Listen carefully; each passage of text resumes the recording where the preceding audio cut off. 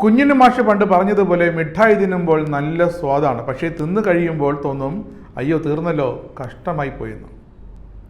സർവേകളിൽ മുങ്ങിത്തപ്പുന്ന മനോരമയും വീക്ഷണവും ഒക്കെ നൽകുന്ന സർവേ എന്ന മുട്ടായി 2021 കഴിച്ചു നോക്കിയവർക്കും വോട്ടെണ്ണിയപ്പോൾ അയ്യോ കഷ്ടമായി പോയി എന്ന് തോന്നലായിരുന്നു.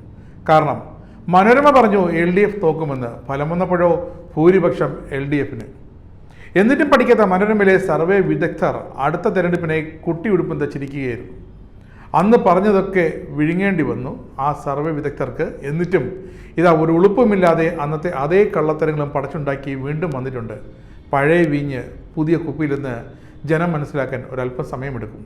കഴിഞ്ഞ തവണയും അതായിരുന്നു അവസ്ഥ. കാരണം മനോരമയിലും വീക്ഷണത്തിലും വെണ്ടയ്ക്ക അക്ഷരത്തിൽ വരുന്ന സർവേ ഫലങ്ങൾ മനോരമ ന്യൂസ് ചാനലിൽ ഇടതടവില്ലാതെ പറയുന്നു ഇത്തവണ LDFന് ഒന്നും കിട്ടില്ല, കിട്ടുമെങ്കിൽ കഷ്ടിച്ച് മുഴുവൻ UDF തൂത്തുവരുമെന്ന്. ഇതിൻ്റെ സത്യാവസ്ഥ അറിയാവുന്നവർക്ക് കാര്യം മനസ്സിലാകും പിന്നീട്. കഴിഞ്ഞ തവണത്തെ നിയമസഭാ തെരഞ്ഞെടുപ്പിൽ മനോരമയ്ക്കും വീക്ഷണത്തിനും സംഭവിച്ച ജാള്യത തന്നെയാണ് ഇക്കുറിയും സംഭവിക്കുക. പക്ഷേ ഇക്കുറി തെരഞ്ഞെടുപ്പിന് മുമ്പ് തന്നെ ജനമത് തിരിച്ചറിയും. എന്നിട്ടും ഒരു ഉളുപ്പുമില്ലാതെ പഴയ തന്ത്രം പൊടിതട്ടി ഇറക്കിയിരിക്കുന്നു മനോരമയടക്കമുള്ള സർവേ വിദഗ്ധർ. അതുകൊണ്ടാണ് മുഖ്യമന്ത്രി പിണറായി വിജയൻ മലപ്പുറത്ത് പറഞ്ഞത് നിങ്ങൾ ഇനിയെങ്കിലും സത്യം പറയണമെന്ന്. KK ശൈലജ, MM മണി, P രാജീവ് ഇവരൊക്കെ തോക്കുമെന്ന് മനോരമയും വീക്ഷണവുമൊക്കെ അന്ന് മത്സരിച്ച് പറഞ്ഞു. എന്നിട്ടെന്തായി? ഇവരെല്ലാം 2021 നല്ല ഭൂരിപക്ഷത്തിൽ തന്നെ ജയിച്ചപ്പോൾ അപ്പോൾ തീർന്നു ഈ സർവേയുടെ കാറ്റ്. ഇപ്പോൾ കെട്ടെഴുന്നള്ളിക്കുന്ന ഈ സർവേയുടെ കാറ്റും മുഖ്യമന്ത്രി തന്നെ ഊരിയിട്ടിട്ടുണ്ട്. ഇതേ രീതിയിലാണ് അന്നും വലിയ തോതിൽ വാർത്തകൾ കൊടുത്തിരുന്നത്. അവരിൽ പലരും പരാജയപ്പെടുമെന്ന് പറഞ്ഞ പലരും ഇന്ന് കേരളത്തിലെ മന്ത്രിമാരായിട്ടിരിക്കുകയാണ്. ഉടുമ്പൻചോല മണ്ഡലത്തിൽ MM മണിക്ക് 40.7% വോട്ട്. അപ്പോൾ തോറ്റുപോകുന്ന സ്ഥാനാർത്ഥിയാണെങ്കിൽ പിന്നെ അദ്ദേഹത്തിന് വോട്ട് ചെയ്യേണ്ടാരോ എന്ന് ചിന്തിക്കുമല്ലോ ഒന്ന് രണ്ടാൾ. അങ്ങനെ ആ ഒന്ന് രണ്ടാളുടെ വോട്ട് തിരിച്ചു കിട്ടുമെന്ന് നോക്കാനാണ് ഈ സർവേ വിടുന്നത്. UDF സ്ഥാനാർത്ഥിക്ക് 42% വോട്ട്. ഇതായിരുന്നു മനോരമയുടെ സർവേ പ്രവചനം. പക്ഷേ തെരഞ്ഞെടുപ്പ് ഫലം വന്നപ്പോഴോ നേരെ തിരിച്ചാണ് വന്നത്. 38,305 വോട്ട് ഭൂരിപക്ഷത്തിനാണ് MM മണി അവിടെ വിജയിച്ചത്.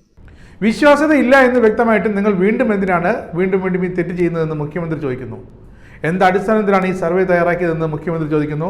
എന്ത് ആധികാരികതയാണ് നിങ്ങളുടെ സർവേക്കുള്ളത്? ആരൊക്കെയാണ് നിങ്ങളുടെ സർവേയിൽ വിവരങ്ങൾ നൽകിയത്? എങ്ങനെയാണ് നിങ്ങൾ സർവേ നടത്തിയത്? ഇങ്ങനെ വോട്ടെണ്ണലിന് മുമ്പ് സർവേ വിളിച്ച് പറയുന്നവരുടെ മുഖത്ത് നോന്നും ജനം അറിയണം അതൊക്കെ എന്താണ് നിങ്ങൾ കാട്ടിക്കൂട്ടുന്നതെന്ന്. അതുകൊണ്ട് നിങ്ങൾ സത്യം മാത്രമേ എഴുതാവൂ, ഇനിയെങ്കിലും സത്യം എഴുതണമെന്ന് ഈ വലതുപക്ഷ മാധ്യമങ്ങളോടും വലതുപക്ഷ PR ഏജൻസികളോടുമൊക്കെ മുഖ്യമന്ത്രി വീണ്ടും പറയുകയാണ്.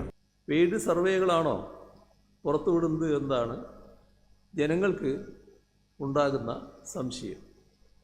എന്നാൽ എന്ത് ശാസ്ത്രീയ വിശകലനങ്ങളുടെ അടിസ്ഥാനത്തിലാണ് ഇത്തരത്തിൽ ഒരു നിഗമനത്തിലെത്തിയത് എന്ന് പ്രേക്ഷകരുമായി പങ്കുവെക്കുന്നുണ്ടോ? സർവേ നടത്തുന്ന രീതി, എത്ര പേരിൽ നിന്ന് വിവരങ്ങൾ ശേഖരിച്ചു, ഫലപ്രവചനം എങ്ങനെ തുടങ്ങിയ വിവരങ്ങളൊക്കെ മറച്ചു വെച്ചുകൊണ്ടാണല്ലോ പ്രീപോൾ സർവേ ഫലം പുറത്തുവിടുന്നത്. ആധികാരികത എന്ത് എന്ന് ജനങ്ങൾക്കറിയില്ല. ഏതെങ്കിലും ഒരു ഏജൻസിയുടെ പിൻബലത്തിൽ തട്ടിക്കൂട്ടി പുറത്തുവിടുന്ന ഇത്തരം കണക്കുകൾ ജനങ്ങളെ തെറ്റിദ്ധരിപ്പിക്കുക എന്ന ലക്ഷ്യത്തിൽ മാത്രമുള്ളതാണ്. മുഖ്യമന്ത്രി ഇത്തരം സർവേ വിദഗ്ധരെ വെറുതെ വിടുന്ന മട്ടില്ല. പെയ്ഡ് വാർത്ത പോലെ തന്നെയാണ് ഇപ്പോഴത്തെ ഈ സർവേ ഫലങ്ങൾ. അതിൻ്റെ പേരിൽ 2 വോട്ട് കൂടുതൽ കിട്ടുന്നെങ്കിൽ കിട്ടട്ടെ എന്നാണ് സർവേ വിദഗ്ധരുടെ ലക്ഷ്യം. സർവേകൾ ചവറ്റുകുട്ടയിൽ ജനമിട്ടിരിക്കുന്നു. ഇക്കുറിയും ജനങ്ങൾ LDFനൊപ്പം നിന്നിരിക്കും. നാട്ടിൽ കോൺഗ്രസ് എന്താണ് ചെയ്യുന്നതെന്ന് ജനം മനസ്സിലാക്കിയിരിക്കുന്നു.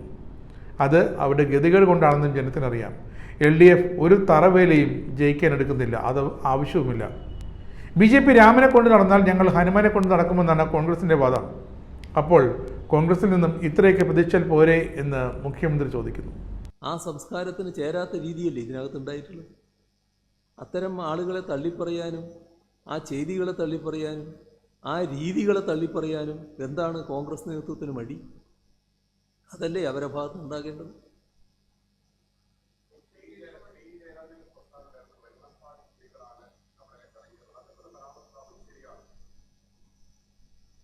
എന്താ വെണ്ണപ്പാളി എന്ന് പറഞ്ഞാൽ ക്രിമി ലെയറിൻ്റെ ഭാഗമായിരിക്കും ചിലപ്പോൾ, അതായിരിക്കും ഉദ്ദേശിച്ചിട്ടുള്ളത്.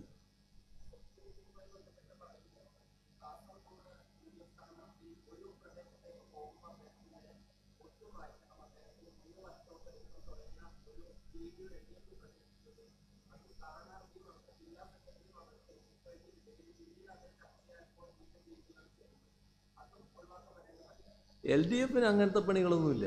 എൽ ഡി എഫിന് ഇമാതിരി തറവേല കാണിക്കേണ്ട യാതൊരു ആവശ്യമില്ല. ഇതെല്ലാം സാധാരണ ഇത് കോൺഗ്രസിൻ്റെ അവസരവാദപരമായ നിലപാടിൻ്റെ ഭാഗമായിട്ട് വരുന്നതാണ്. നിങ്ങൾ രാമനെയാണ് കൊണ്ടു നടക്കുന്നതെങ്കിൽ ഞങ്ങൾ ഹനുമാനെ കൊണ്ടു നടക്കുമെന്ന് പറയുന്ന കോൺഗ്രസ് രീതിയല്ല എൽ ഡി എഫിൻ്റെത്. എൽ ഡി എഫിന് സാധാരണ നിലക്കുള്ള നിയതമായ രീതികളുണ്ട്. ആ രീതികൾ സ്വീകരിച്ചു പോവുകയും ചെയ്യും. മുഖ്യമന്ത്രി സർവേ വിദഗ്ധരോട് ഒന്നുകൂടി പറയുന്നു, എൽ ഡി എഫിന് ജയിക്കാൻ ഇത്തവണ അടിയൊഴുക്കുകളല്ല മേലൊഴുക്ക് തന്നെ ഉണ്ടാകും. അതുകൊണ്ട് ഇനിയെങ്കിലും മനോരമയും വീക്ഷണവും ചാനലുകളുമൊക്കെ ഈ സർവേ പണി നിർത്തിവെച്ചിട്ട് മര്യാദയ്ക്ക് പണിയെടുക്കാൻ നോക്കൂ, അങ്ങനെയെങ്കിലും ജീവിക്കാൻ നോക്കൂ എന്നാണ് മുഖ്യമന്ത്രി പറയുന്നത്. ജനത്തെ കഴിഞ്ഞ തവണ പറ്റിച്ചതുപോലെ ഇത്തവണ പറ്റിക്കാൻ സാധിക്കില്ല. കഴിഞ്ഞ തവണ ജനത്തിന് മനസ്സിലായത് വോട്ടെണ്ണലിന് ശേഷമാണെങ്കിൽ ഇത്തവണ അത് സർവേ ഫലങ്ങൾ പുറത്തു വരുമ്പോൾ തന്നെ ജനത്തിന് മനസ്സിലാകുമെന്ന് വളരെ വ്യക്തമായി തന്നെ അടിവരയിട്ട് മുഖ്യമന്ത്രി പിണറായി വിജയൻ പറഞ്ഞിട്ടുണ്ട്.